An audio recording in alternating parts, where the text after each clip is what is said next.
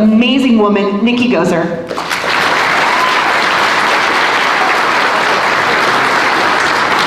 Hey there, everybody. Can you hear me okay? All right, let me get set up here.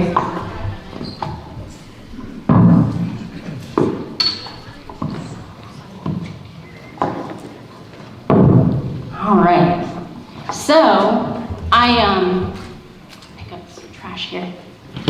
I have spoken out for about almost 11 years now about my own personal story, and I always wonder, I mean, it doesn't matter how long I've talked about this, I always wonder how I'm gonna get started talking to folks, because this is not a pleasant story.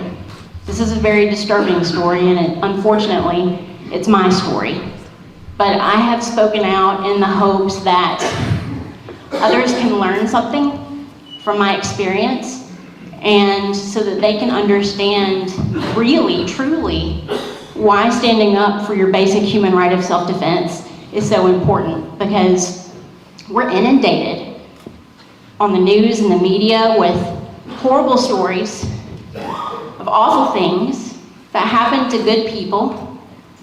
And I think that there are a lot of individuals out there that want you to feel guilty because you support gun rights. Somehow that makes you a bad person. Somehow you want awful things to happen to good people because you choose to carry a gun and you think others should too.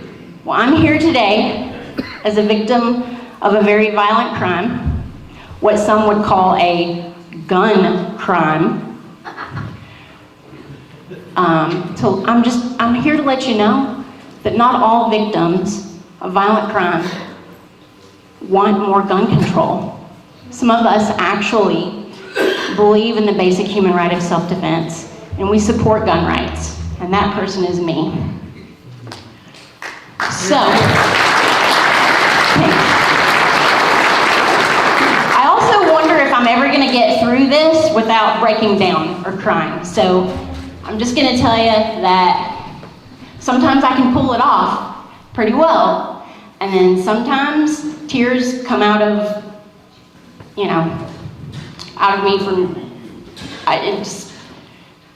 I'm sorry if that happens, but it might. So. We're with family today. All right, so back in 2009, my husband, Benjamin, we were newlyweds. We'd only been married for a little bit over a year. My husband, Benjamin, was murdered right in front of me by a man who was stalking me. And because of Tennessee state law at the time, I had to leave my legal permitted firearm that I normally carried for self-defense locked inside of my vehicle. Because we were in a gun-free zone. We were in a restaurant, and it was a gun-free zone. At that time in the state of Tennessee, if a restaurant served any alcohol, you were not allowed to bring your legal firearm in there to protect yourself. So, I obeyed the law. Of course, the man who was stalking me did not have a handgun carry permit. He brought a gun in illegally into a gun-free zone. And when I asked management to have him removed because I realized at that moment, this man is stalking me, I need to get him out of here. When they went to confront him, to ask him to leave, he pulled a .45 from a shoulder holster under his jacket. And I'm standing there in complete helplessness and disbelief, thinking, oh my God, I don't have my gun. He shoots my husband in the head. The entire restaurant is just complete pandemonium. People are running and screaming, trying to get out of there. He stands over my husband and continues to fire 6 more rounds into him in front of myself and everyone in the middle of a busy restaurant. There were at least 50 people in that restaurant that witnessed this. I will probably wonder for the rest of my life if I could have prevented that. Of course, I'll never know because I was denied a chance. I was stalked and defenseless. So I've made it my mission for almost 11 years now to educate people about the dangers of gun-free zones and the fact that bad guys don't care about the law. They do not care. You know, you can put all of these gun control laws in place, and the only people they really impact are the good law-abiding people. People like myself who are sincerely afraid of the penalties. I don't want to lose my handgun carry permit. I don't want to lose my ability to protect myself and my loved ones. I don't want to go to prison. These penalties are very real for people like myself. But someone who is bent on murder, someone who's actually willing to murder, you think they care? Does anybody think they care? No. So, after that happened, of course I'm devastated, and I thought to myself, you know, what good is owning a gun if you can't have it with you? We hear all the time, you know, people say, oh, we're not, the gun control crowd, they're like, we're not trying to take your guns, you silly person. You're just paranoid, we're not trying to take your guns. Really? Okay, well, I owned a gun. I went through the state certified training. I had my background check. I had my fingerprints taken. I took my handgun carry permit course. I took an intermediate course. I was even a firearms range volunteer at the time. And I'll never know if I could have prevented that because I was denied a chance. That is something that I now have to live with for the rest of my life. And that is not something that I want any of you to ever experience because it's not easy dealing with that. I didn't blame the gun. I blame the murderer and those who legislated me out of my right to protect myself and my family.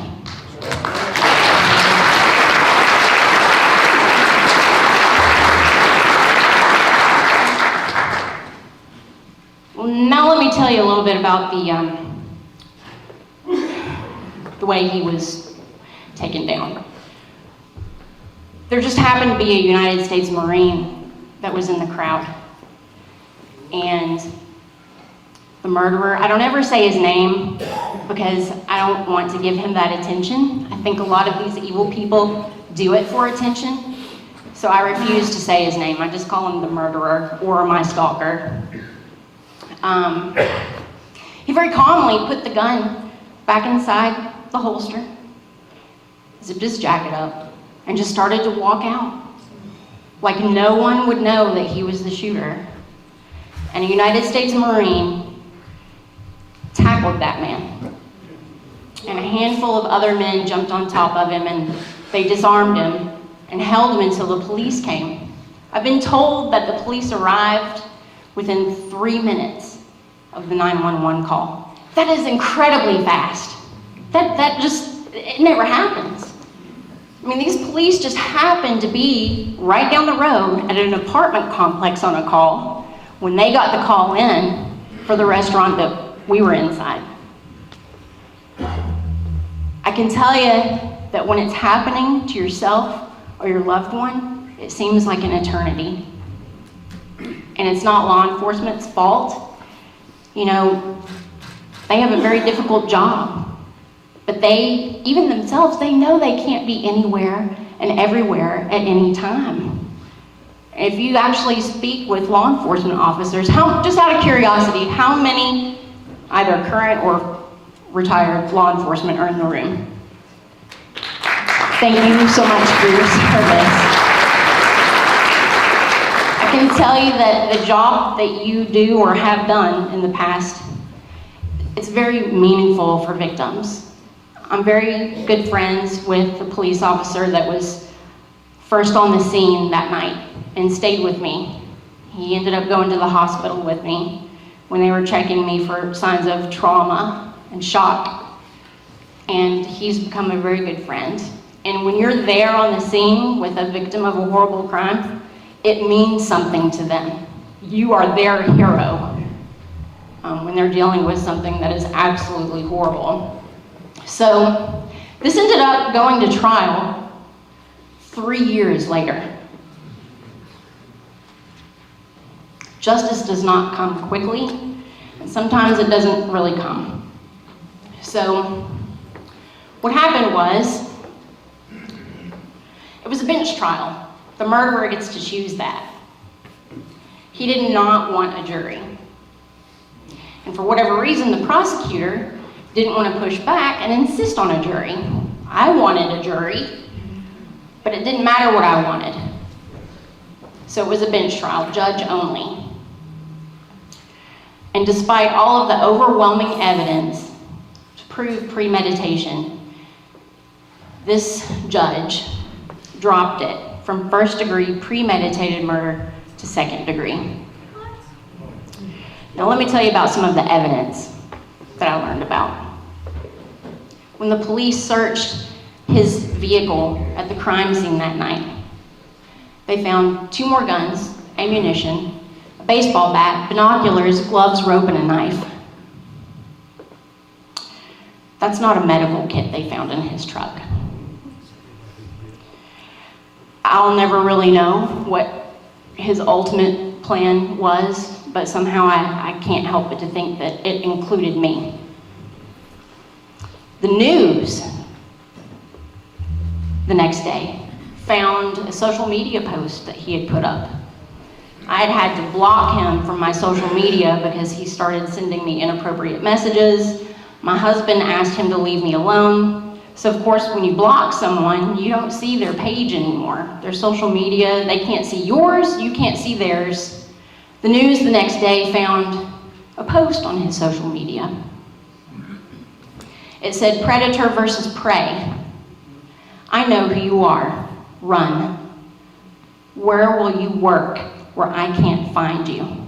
At home, at dinner, in your sleep, every waking moment. I'll be on the hunt. What kind of life do you have now?" And that judge dropped it to second-degree.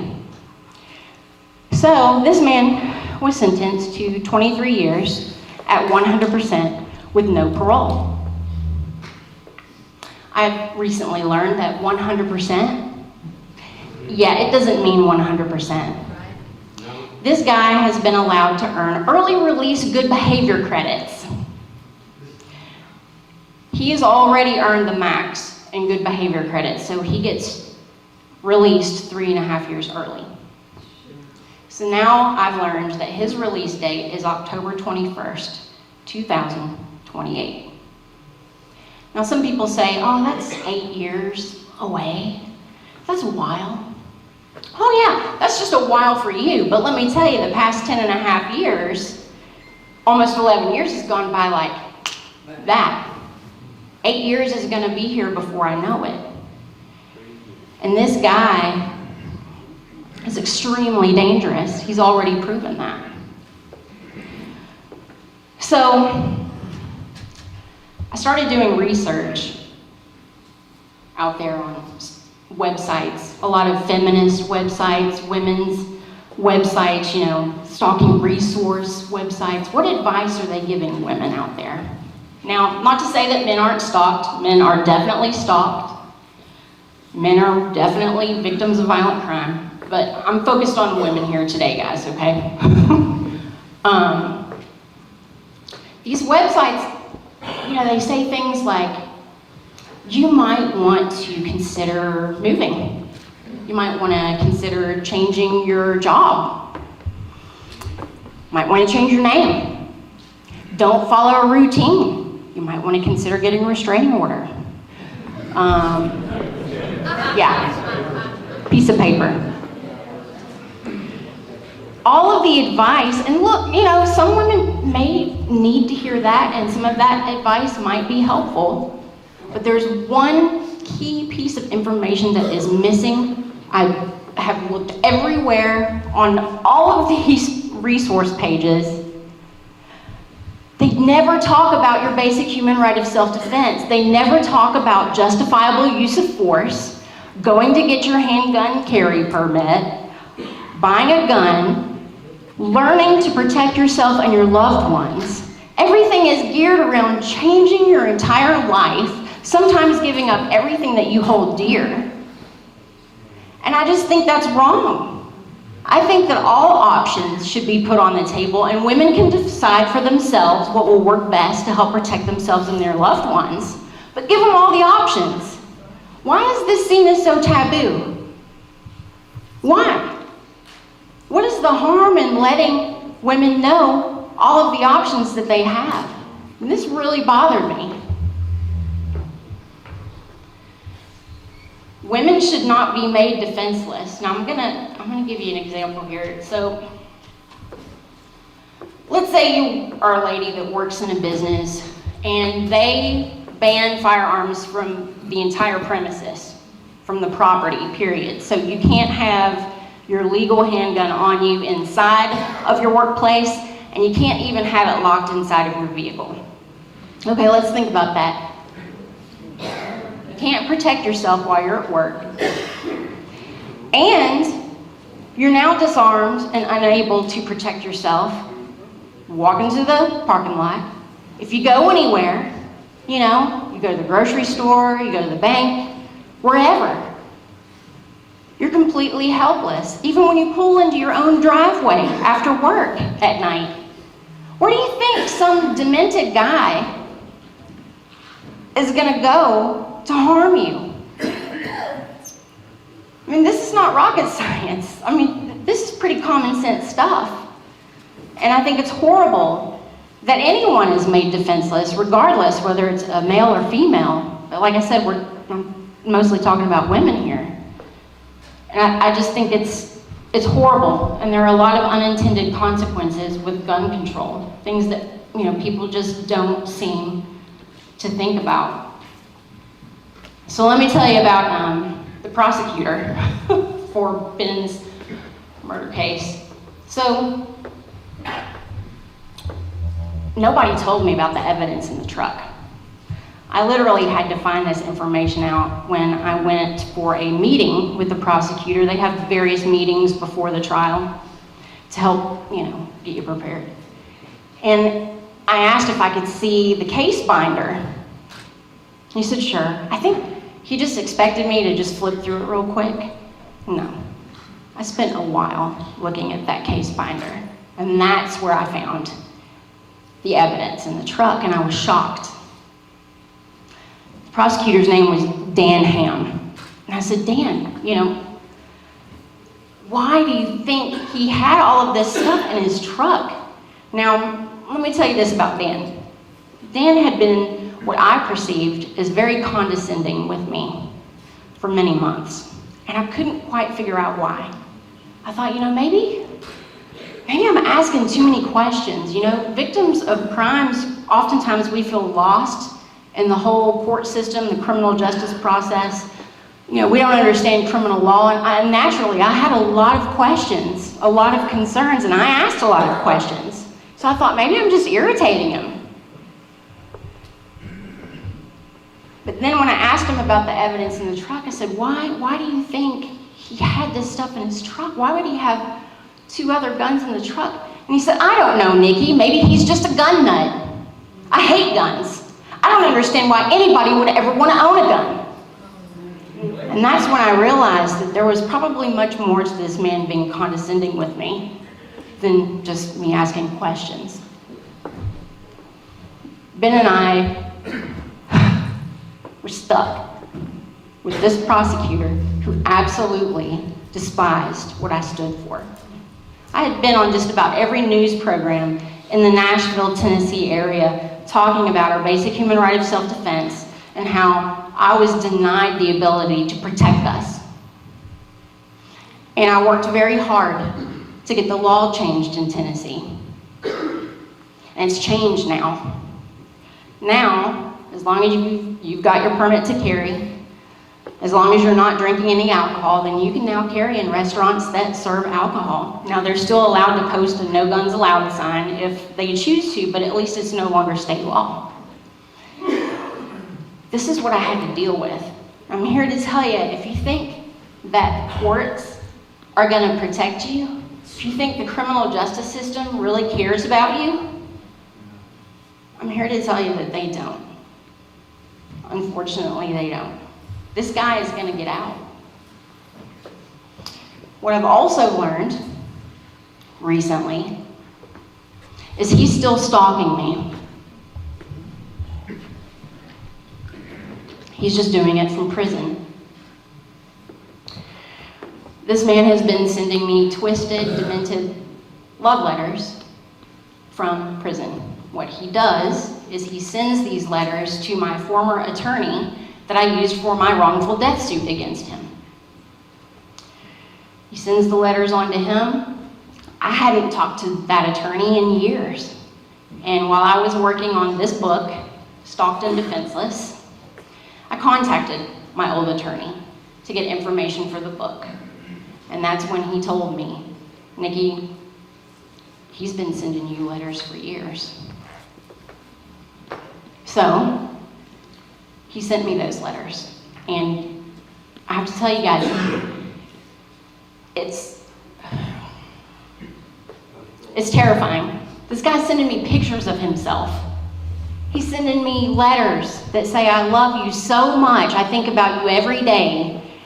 I've loved you from the moment I ever saw you. And guess what? Even if you move on and find somebody new in your life, I'm always gonna love you. How would you feel about that? Yeah, I'm terrified. I'm absolutely terrified, and I'm furious. It's kind of a strange feeling to be terrified and furious, but I am. So I've hired more attorneys. It's terrible that victims of these crimes have to bear the financial burden of these costs, but I'm bearing them. And I'm gonna try to get justice, because I don't feel like Ben got justice. I don't feel like I got justice. And I think this is a very dangerous, evil person, and I don't want him to be free in society. You hear people talk about the importance of gun control. We don't want bad guys to have guns. Well, guess what? Neither do I. But I'm not so naive to believe that once this guy is released, that somehow he's not going to be able to get a hold of a gun. Hello? They'll get it the same way that people get illegal drugs. What I'm concerned about is good law-abiding people out there being able to protect themselves wherever they are, because bad guys don't care. And look, I carry a gun every day for good reason, but I don't have eyeballs in the back of my head. And it absolutely terrifies me that this guy's getting out. This is what the criminal justice system does. This is what government does. They say, oh, we need more gun control, but then you let proven murderers back out on the street, back out into society? What kind of twisted world do we live in where that happens? So I'm trying to do what I can to keep this guy in prison. I don't know if these people are going to take me seriously, but I've got to try.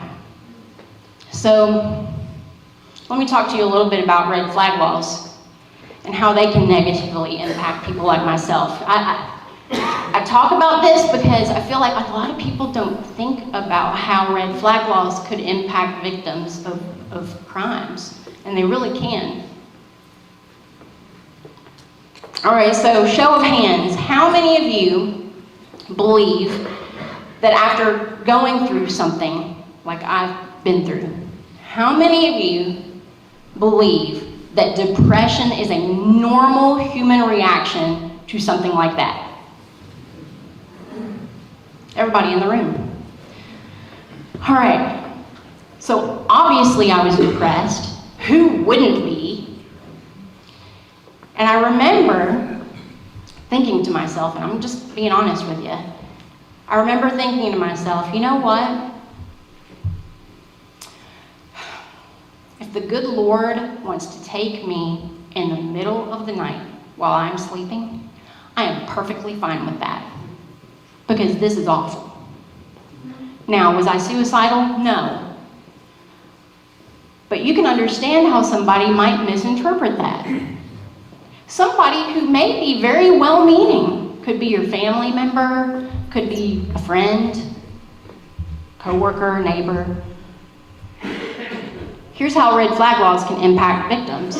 So your very well-meaning family member says, gosh, I'm really worried about Nikki. And they go and make a complaint or an accusation, a concern, to a judge and say, Nikki's been through this horrible thing. She's depressed, and we know she owns guns. We're concerned for her safety. So a judge just has a piece of paper in front of them with a concern. There's no real due process.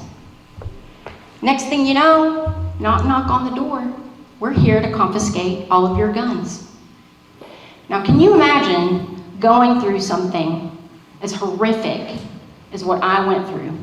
A stalker murdered my husband in front of me, and now you're going to take away my basic human right of self-defense? I'm terrified. I need to be able to protect myself. This is how red flag laws can impact people, and sometimes the people who are the most vulnerable. I think it's very dangerous. I am not a fan of red flag laws at all. Tennessee is looking at taking up red flag laws right now, and I'm going to try to do everything I can to prevent that. So I'm just here to tell you, not all victims of crimes want more gun control, but the problem is the media does not share our stories.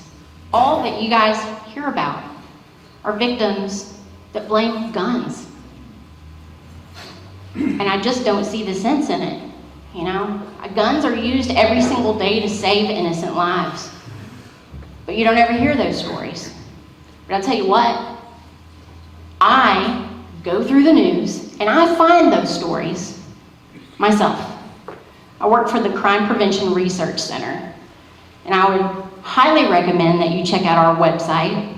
It's crimeresearch.org. And I actually post stories of justifiable use of force, true self-defense stories that the media doesn't share, so that I can help educate people and let them know that these stories are real. These things happen every day. Good people are able to protect themselves and their loved ones every day. But the media refuses to share those stories, and it really makes me upset. So I do what I can to educate people. I guess one thing I found fascinating is Alabama, you guys have like 26% of adults here have their handgun carry permit. I think it's like the most in the nation. Out of all the states, you guys carry more than anybody. So awesome.